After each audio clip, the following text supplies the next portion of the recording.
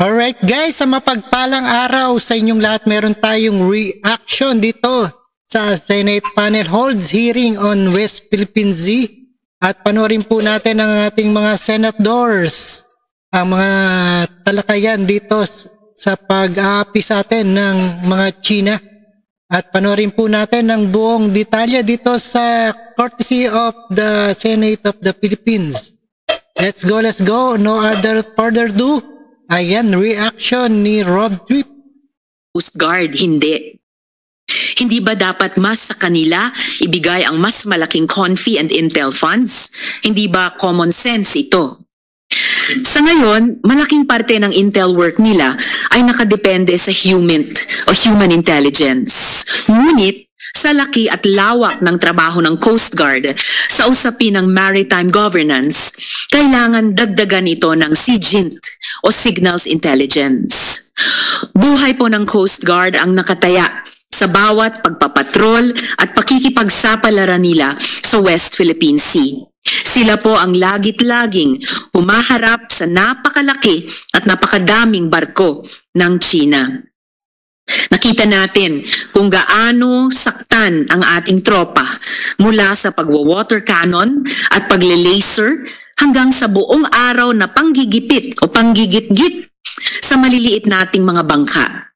Nitong linggo lang, kuhang-kuha sa mga video at litrato ng local at international media na hinahabol at inaatake tayo sa sarili nating teritoryo. At nitong nakaraang mga taon, kitang-kita at damang-dama ang pangaharang at pangaharas ng China sa mga resupply at rotation missions natin papuntang Ayungin Shoal. China wants to remove our most important sovereign marker, the BRP Sierra Madre and the Philippine Navy Marines from Ayungin. That much is clear. Kaya sana sa umagang ito, we can all agree on taking tangible steps to fortify the BRP Sierra Madre, to safeguard Ayungin Shoal, to protect the rights and dignity of our country. Iba-iba man ang ating mga politika o paninindigan, sigurado ako na sa usapin ng West Philippine Sea, tayong lahat na nandirito ay tunay na nagkakaisa. Salamat po, Mr. Chair. Thank you, Senator Ontiveros. I'd like to acknowledge the presence of Senator Bato de la Rosa.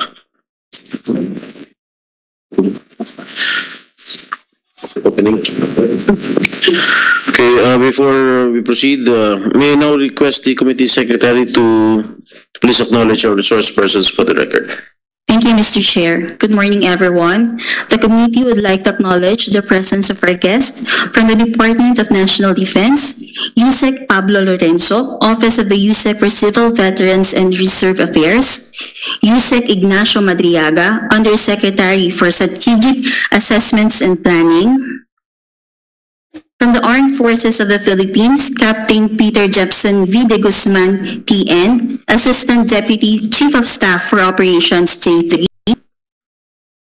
From the Department of Foreign Affairs, Deputy Assistant Secretary Rafael S.C. Hermoso, Office of Asian and Pacific Affairs.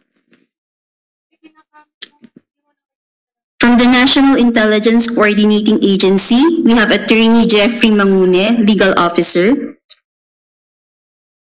From the Philippine Coast Guard, we have Coast Guard Admiral Artemio M. Abu, Commandant. We have also Coast Guard Commodore J.T. Tariala.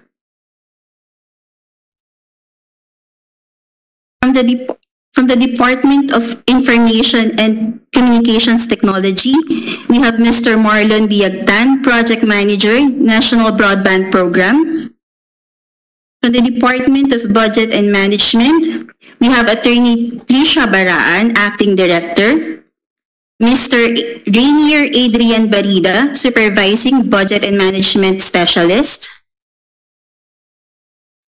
From the Department of Public Works and Highways, we have Director Alex Bote, Director for Planning Service. We also have Engineer Ninita Jimenez, Chief of Development Planning Division. From the Municipality of Kalayaan, Puerto Princesa, Palawan, we have Mayor Roberto Del Mundo. Municipal Administrator Attorney Louis Cascara, and Mr. Frank Earl Fabellar, Executive Assistant 2. From the Western Command of the Armed Forces of the Philippines, we have Commander Briggs Dumanig PN, Acting Director, AUCS for Operations U3. From the DOST Pag-asa, we have Mr. Bonifacio Pajuelas, Deputy Admin for Operations, and Mr. Maximo Peralta, Chief Weather Services. We have online Professor J. Batong Bakal, Executive Director of UP Institute for Maritime Affairs and Law of the Seas. The committee had also sent invites to the following agencies. However, no representative were sent from the National Security Council, the Department of Interior and Local Government,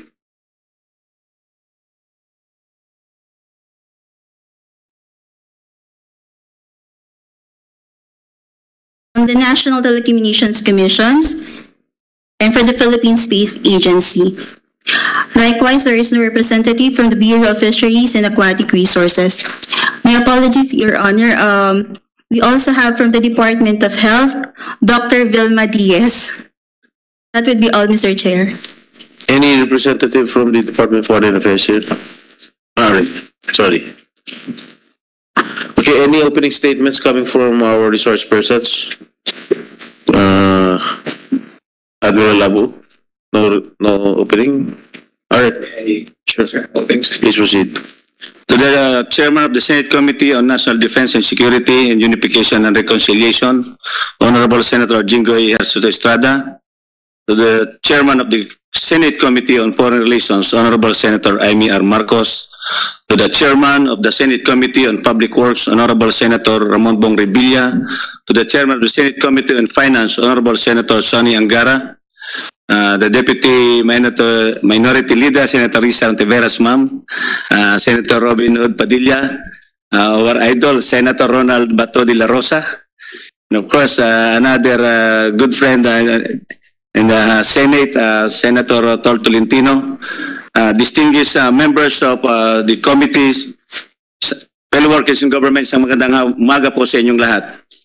As the Commander of the Coast Guard, joined by the 30,000 strong men and women of the Coast Guard and still growing Coast Guard family, we wish to extend our appreciation to the committee chaired by esteemed Senators Estrada, Marcos, Revilla, and Angara for their tireless efforts, valuable time, and attention given to hear and deliberate on significant legislative measures that will improve national peace and security through infrastructure development. These bills play a significant role in upholding and enhancing social and economic development to further augment strategic activities. Investing in infrastructure has a multiplier effect in terms of generating employment, increasing foreign exchange earnings, and stimulating the local economy, all of which help to reduce poverty. This is in addition to giving our uniformed personnel better facilities to increase our productivity and performance viability, efficiency, and effectiveness.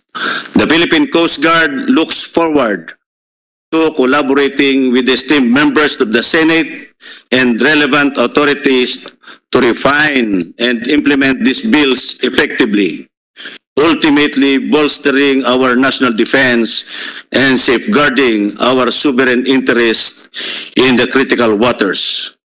Rest assured that your Philippine Coast Guard will continue to work hard to protect the interests and rights of the Philippines over waters under Philippine jurisdiction and will continue to adhere to our mandate of saving lives and property at sea. Maraming salamat po sa inyong suporta sa Philippine Coast Guard. We truly appreciate the kind words during the privileged speeches of our highly esteemed senators Isang malaking bagay po yan sa pag-boost ng moral ng ating mga kasamahan sa Philippine Coast Guard. Magandang umaga pong muli sa inyong lahat. Thank you, Admiral Abu. I'd like to acknowledge the presence of one of the vice chairpersons of the Senate Committee on National Defense, Senator Francis Tolentino. In the meanwhile, I would like to suspend the hearing kasi meron yatang nabunot na wire. Wala tayo sa online. Hearing suspended.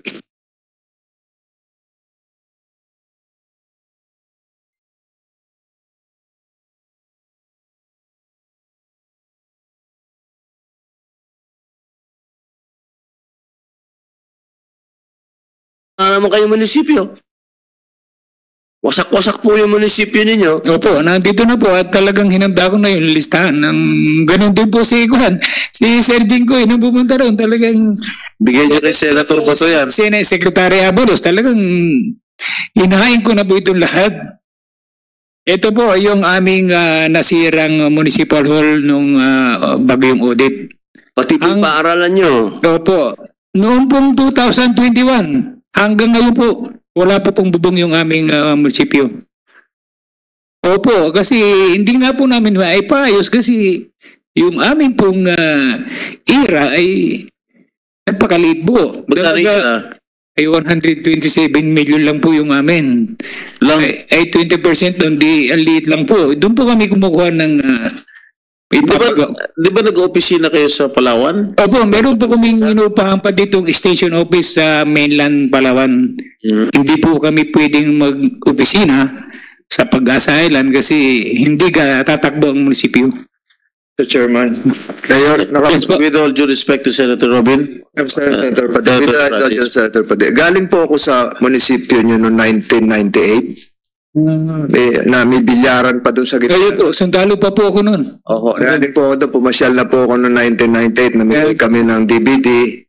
Hindi pa ho, Betamax pa. Betamax po, tsaka DVD.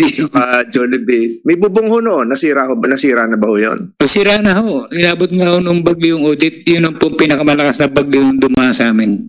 Hindi ho nagawa pa simula. Hanggang ngayon hindi po. At nakita na rin po ni Senator Jingoy tsaka ni Senator Robin. Salamat po, salamat. Opo, at babasahin ko na po lahat na nakalista rito.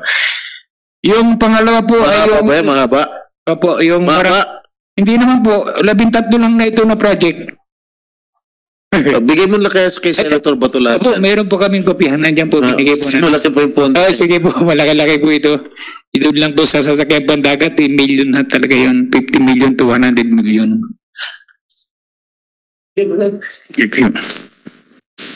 Yung pong aming barangay hall, sabay po yun, nung inabot ng bagyo, talagang hindi kami makagalaw.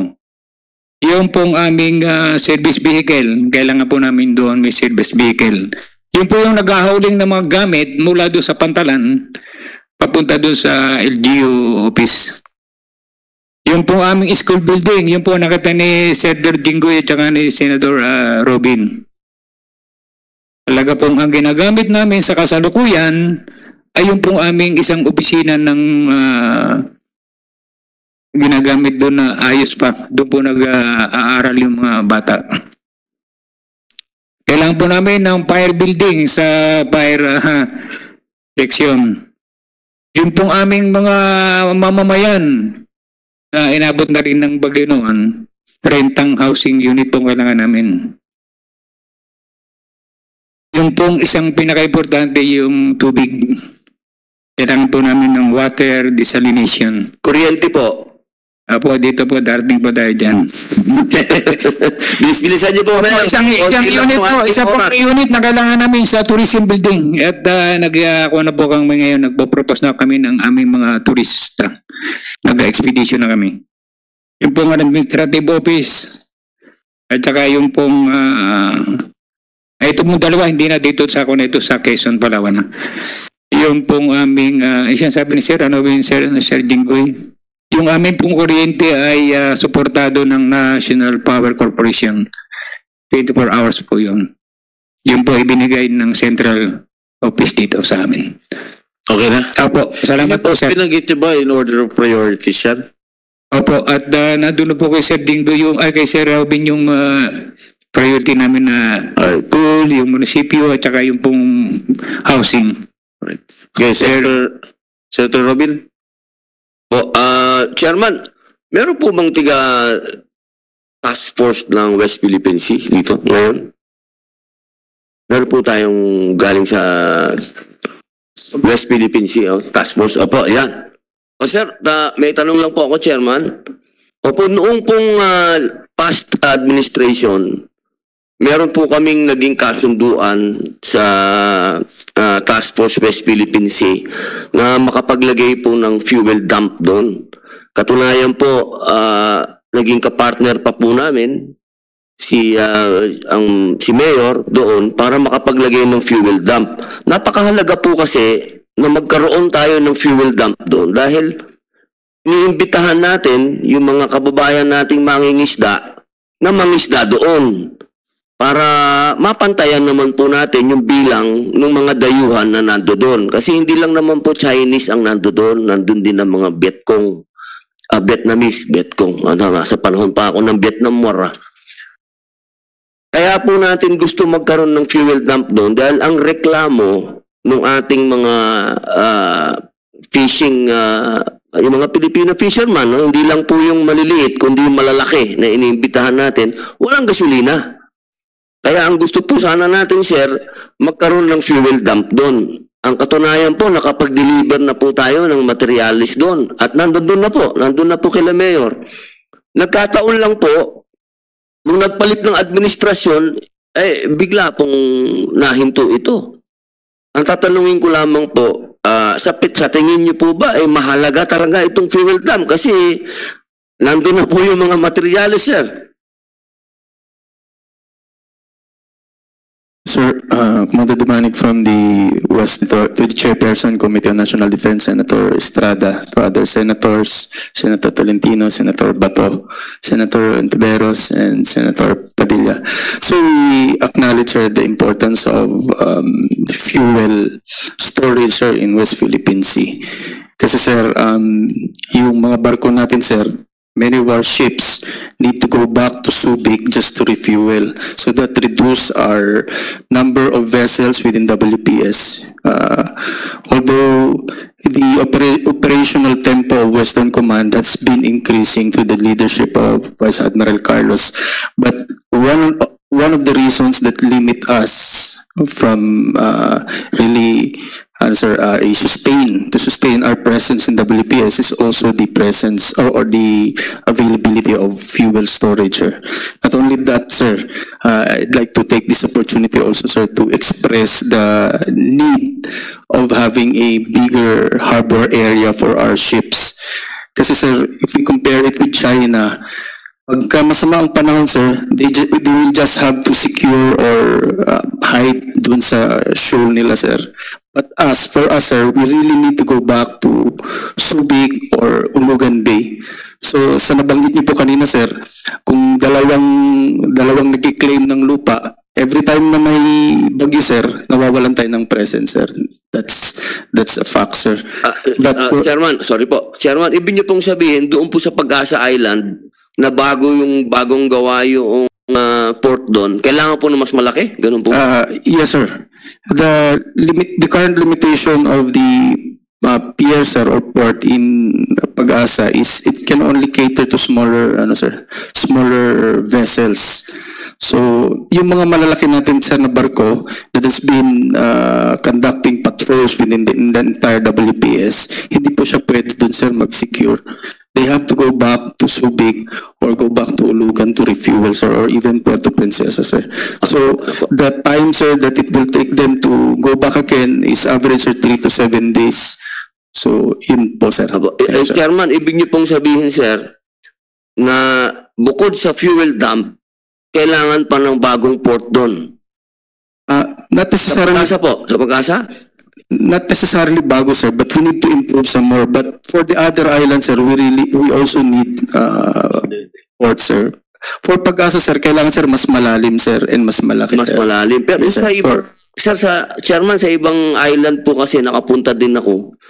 Pero parang low elevation naman yung iba. Paano tayo gagawa ng port dun?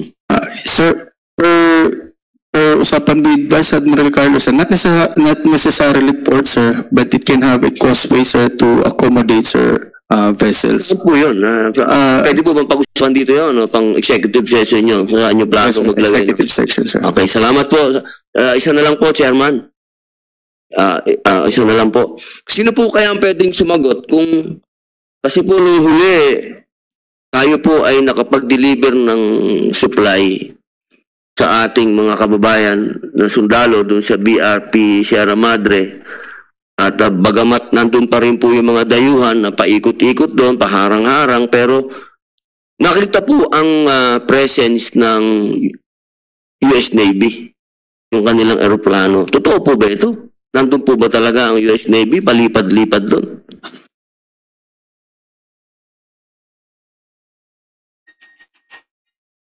Sir, we acknowledge, sir, yung presence ng Poseidon aircraft during the first and the second RORE. I think it's coordinated, sir, sa AFP under the framework ng MDB-SEB yun, sir. Okay, Chairman, may tanong ko lang po kasi US Navy, armed forces na po nila ito, di ba? Ng Amerika. Yung ating po, yung gamit ng dayuhan ay Coast Guard. Wala po ba tayong nababiolate doon na ang Coast Guard po kasi parang civilian din naman yan in nature. Tapos tayo, meron na tayong ina-accept po natin na meron na tayong armed forces doon na ng US at Philippine Armed Forces na nandun sa paligid. Sir, yung activity po ng Chinese Coast Guard doon, yun po yung illegal. Yung pong presence ng US military at saka ng Coast Guard and Philippine military doon sa exclusive economic zone natin is within our right po. Meron po tayong MDT. Wala pong question doon, Chairman. Wala pong question doon kung sino yung illegal doon. Ano ang sinasabo po natin sa Act of War. Wala naman. Hindi po ba yun parang tayo halimbawa, ang itinapat sa atin ay civilian lang, ang tinapat natin ay armed forces na. Hindi ba po yun parang one step forward tayo? Mr. Chair, hindi naman po, sir. Kasi yung meron naman pong klarong definition ng Act of War. At saka titignan natin, sir, yung Chinese... Ano po ba yung klaro sa inyong Act of War? Pati ba paliwanag niyo sa amin? Arm attack po yung as defined po ng Article 51 po ng United Nations. Di ba civilian ho yun? Civilian ng Coast Guard? Sa umaaligid-aligid yung sa organisasyon po ng PLA Navy, yung Coast Guard po is under po ng PLA po yon, pati po yung Chinese militia vessel. So technically speaking po, hindi po civilian yung nature ng Chinese Coast Guard na nandun. Sa international law, ang Coast Guard ay civilian in nature, sir. Pero acknowledge po ng lahat na under sila po sa... Huwag natin ibahin ng international law, sir. Ang Coast Guard ay civilian in nature. Pulis nga lang yan eh. Pulis ng karagatan. Yung sa atin po yun. Pero yung sa kanila ho, hindi yung pulis karagatan. Coast Guard, sinasabi po ba natin, sir, na ang Coast Guard ng China ay hindi civilian in nature? Sir, nandun po sa mga findings sa mga international law expert, including kung titignan natin yung organization ng People's Liberation Army Navy. Sir, Army Navy po ang sinasabi nyo, Chairman. Ang sinasabi ko po, Coast Guard. Under po sa kanila yung Coast Guard, yung militia. Ay tama po ito, under ninyo to. Hindi po. Civilian in nature. Sir, binibigyan nyo ng ibang ibig sabihin ng Coast Guard. So, ibig nyo sabihin ng Coast Guard, iba ang definisyon ng China? Opo. Wow Talaga lang Papa. Pato kayo nagtataas ng kamay, sir. Chairman, nagtataas ng kamay. You have anything to say, Admiral Abu?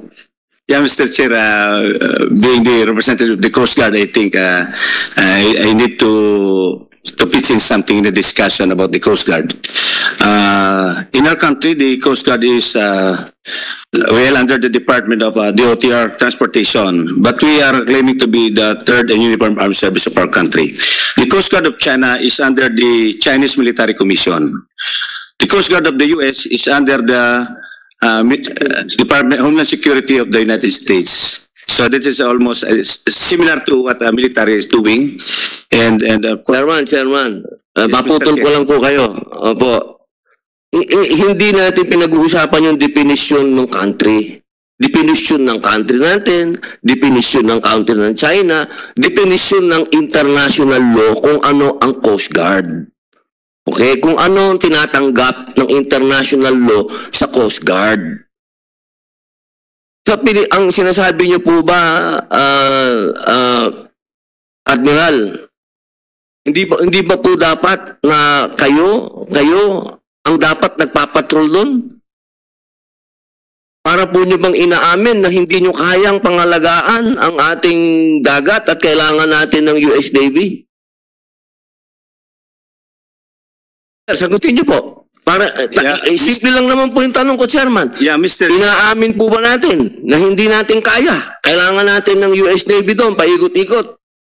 The reason why we are asking for the support of the national government in modernizing the Coast Guard, because the Coast Guard right now is entrusted with the national government in handling the issue in West Philippine Sea.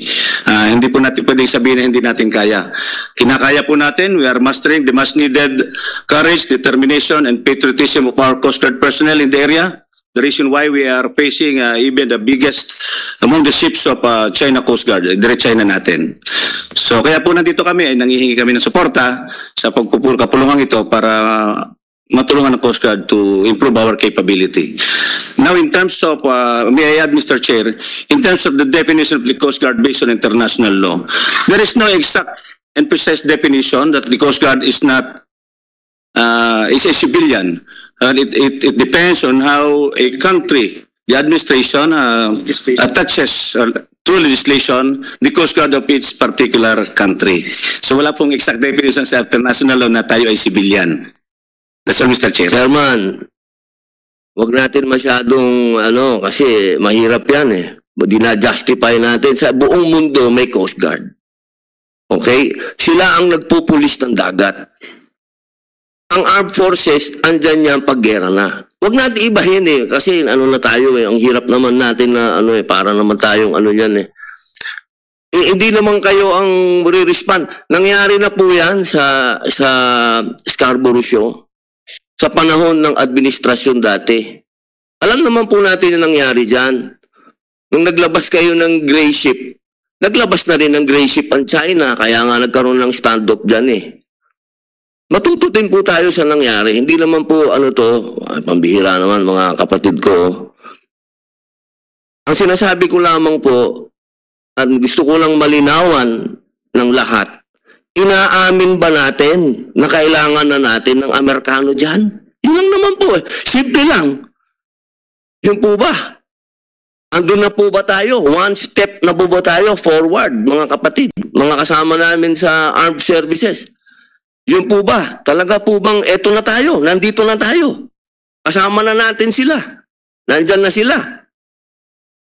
Siguro gustong tukuyin ni Senator Robin na Yusek Madriaga kasi naging successful yung resupply mission natin sa BRP Sierra Madre just a few days ago dahil merong US aircraft na nag-orbit dun sa West Philippine Sea. Is that the main cause? Bakit naging successful yung resupply mission natin? Dahil meron presence ng aircraft ng Amerika? Kasi kung wala, ang siguro ang gustong tanongin ni Senator Robin, kung wala ba yung presence na US aircraft doon, hindi magiging successful yung resupply mission natin sa BRP Sierra Madre. Thank you, Mr. Chair.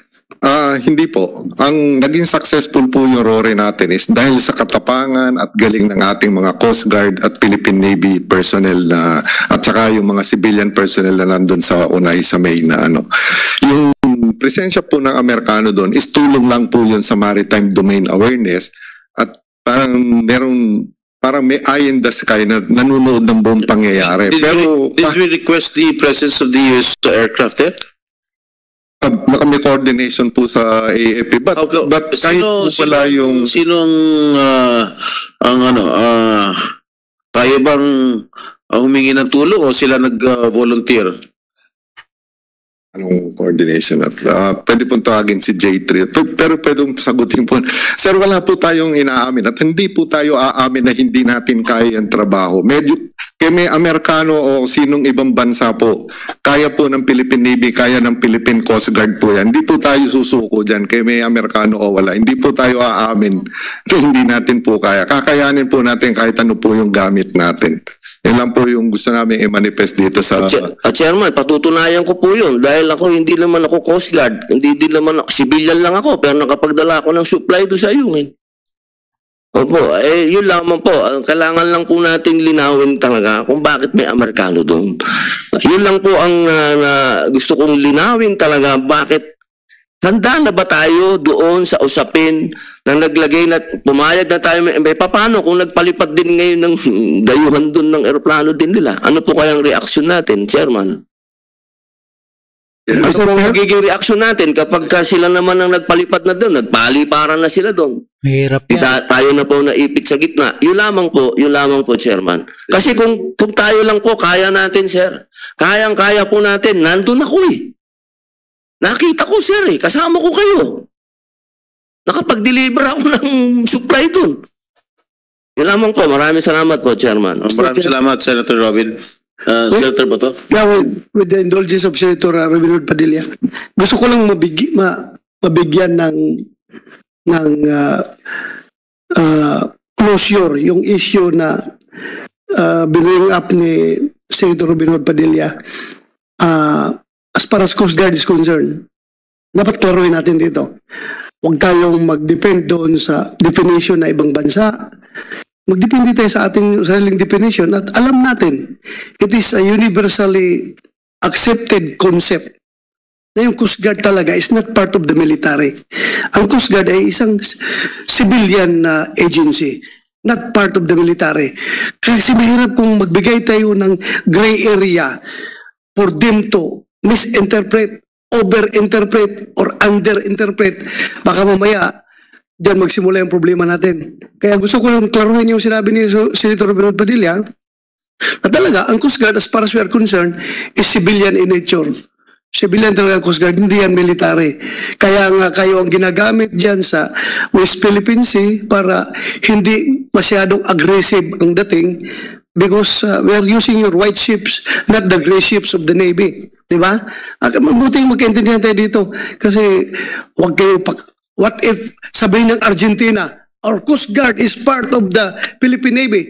Wala kami pakialam sa inyo kung pero international standard dictates that ang Coast Guard talaga is a civilian agency.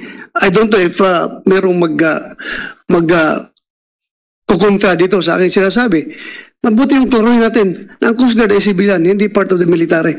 Yun lang, in support to the issue of Senator Robin Hood Padilla. Thank you, Mr. Chair. Yes, Senator Francis. Mr. Chair, dagdag ko lang po siguro hindi na naipaliwanag ni Yusek Madriaga. Yung Poseidon po, yung P-8, yun po hindi naman talaga tactical aircraft po yun. 737 po yun. Kasi laki po yun ng Cebu Pacific. Pagkakaiba lang po ay merong surveillance capability at merong ilang anti-ship na kargamento. Pero yun po ay basically, kasi laki lang ating Cebu Pacific. Philippine Airlines, for that matter, 737 po yun. So hindi yun yung aeroplanong panggera talaga. Ganun ba, Yusek Madriaga? Tama po sir, pang maritime domain awareness po siya na capability. So, ito yung mga fighter jet. Hindi po sir, hindi siya, technically hindi po siya warplane. So ito yung Philippine Airlines na binawasan ng upuan at siguro ni retrofit. Tama? Opo sir. Salamat po. Just for the record, Mr. Chair. Mr. Chair. Thank you. Before I acknowledge Senator Ontiveros, I would like to acknowledge virtually the presence of Jay Batumbakal.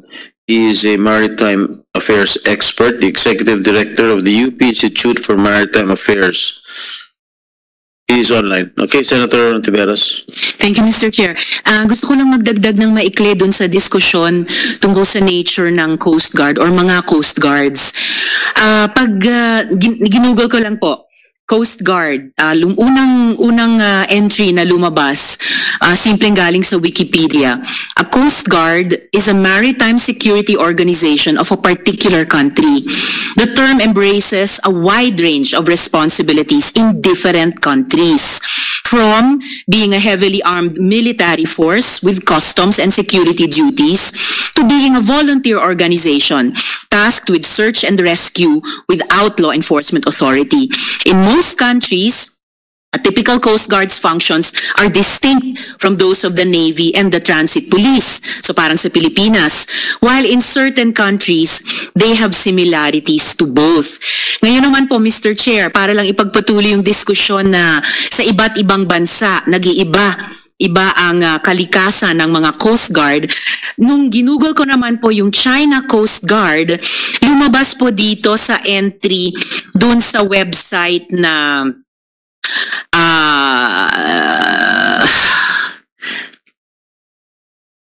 globalsecurity.org. Ang kanilang article, China Coast Guard.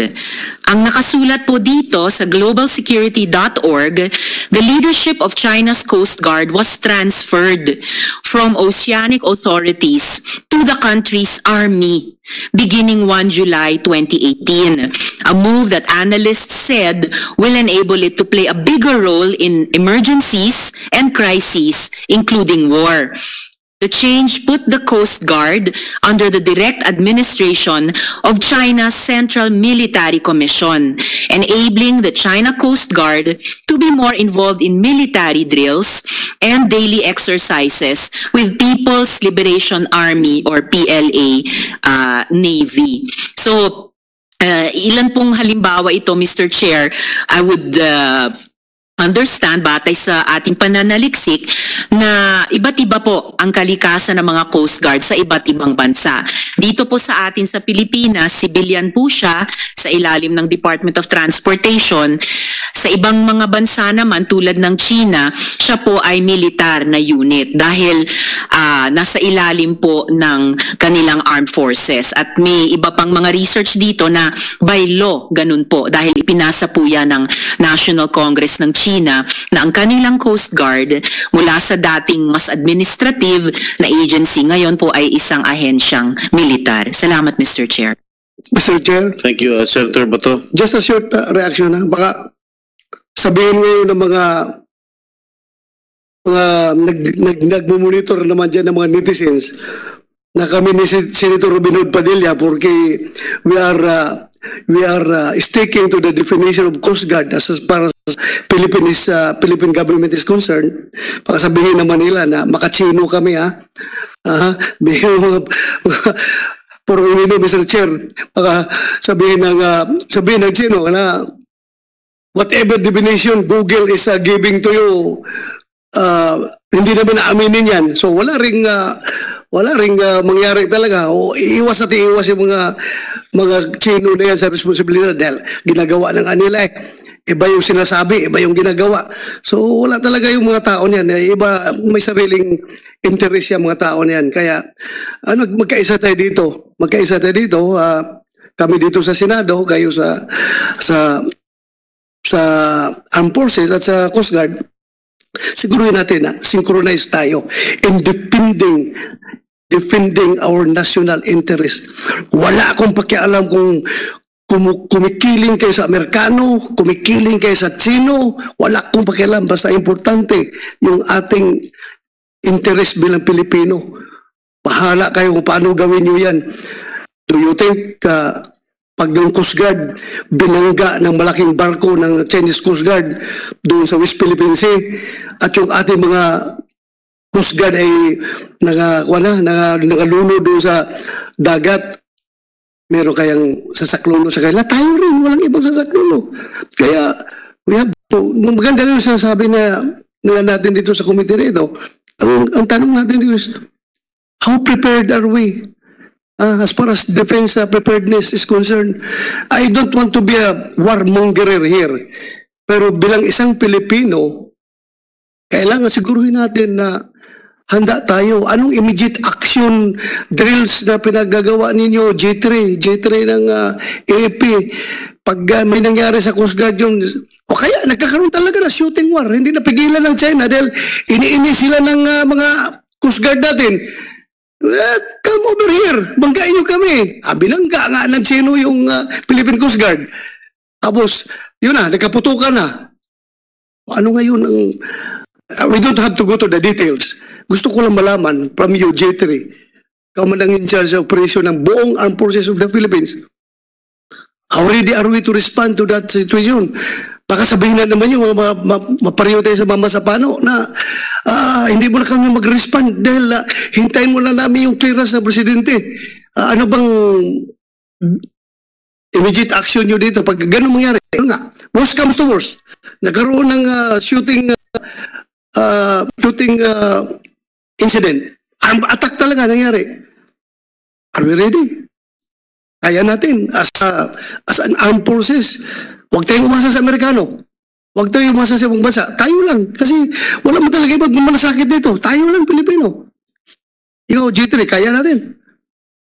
Mr. Chairman, Your Honor, sir, we will be ready when the time comes. And in fact, we are preparing the necessary contingency plans with the supervision of the Department of National Defense for all eventualities, especially in the ongoing missions in the West Philippine Sea.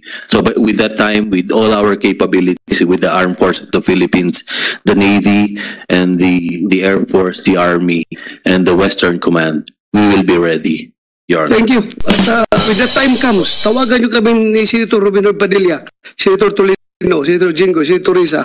We will go with you. Magdala kami ng armas. Lalaban kami doon, samahan namin kayo. Pag dumating yung panahon na yan, tawagan nyo lang kami. Sasama kami sa inyo. Yes, Huwag kayo maglala. Thank you very much for that assurance. Chairman, dagdag lang po ako. Okay, Senator. Opo. Napakaganda po kasi ng punto natin. At alam ko naman po nagkakasundo tayo sa isang punto. Ayaw po natin ito mag-escalate. Kasi mga mahal kong kababayan, matuto din po tayo sa mga nangyari nung mga nakaraan na tayo ay nagtiwala dito sa mga Amerikano nung World War II. Pero ano nangyari? Noong nagkagipitan na, umiskit na si MacArthur, naiwan tayo. I shall return na lang.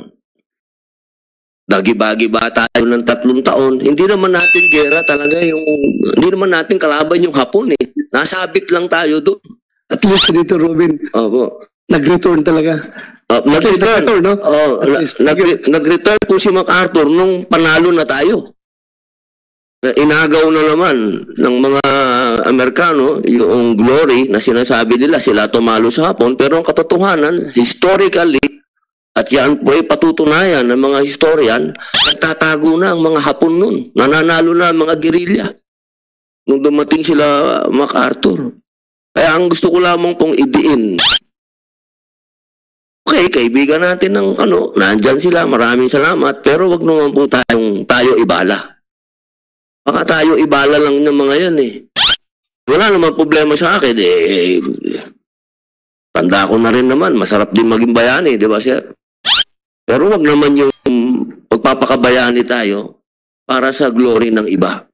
Kung magpapakabayani tayo dahil sa Pilipinas, gulo natin. Tayo. Hindi dahil ibinala lang ako, ibinala lang tayo ng ibang nasyon. Kasi po malalim masyado itong nangyayaring ito. Bakit hindi dapat tayo maging kumbaga sa chess pawn? Huwag naman tayo maging pawn. Sana man lang bishop tayo, di ba? Hindi dapat tayo yung pawn dito. Napakahalaga po na ihanda din natin yung ating mga kababayan. Kasi sa ngayon, sir, siguro naman, walang kukontra sa akin dito. Ni ROTC, wala tayo.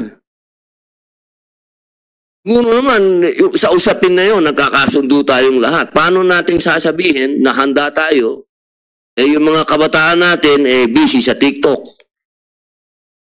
Kaya sana, magkasundo ka. Kung talagang tayo ipalaban lahat, tutuhanin natin. Yun lamang po, Chairman. Thank you, Senator Robin. Before we proceed questioning, may I ask Professor J. Batumbakal, who is currently in Canada, if you have any thoughts with regard to our ongoing discussions here? Yes. Thank you po, Your Honor. Good morning po to everyone. Thank you for inviting me to attend this hearing. Doon po naman sa mga napag-usapan na so far, meron lang po akong mga komento sana para mali. PNC at Alright guys, napanood natin itong talakayan na sa West Philippine Sea. Kung ano nga ang mangyayari sa atin kung sakali. O kung nakahanda ba talaga tayo kung magkaroon ng isang gera sa ating Pilipinas. At panoorin po natin at maraming salamat sa inyong lahat. At don't forget to subscribe this channel, Rob Trip. And see you again sa ating sunod na live stream na reaction video. At maraming salamat guys.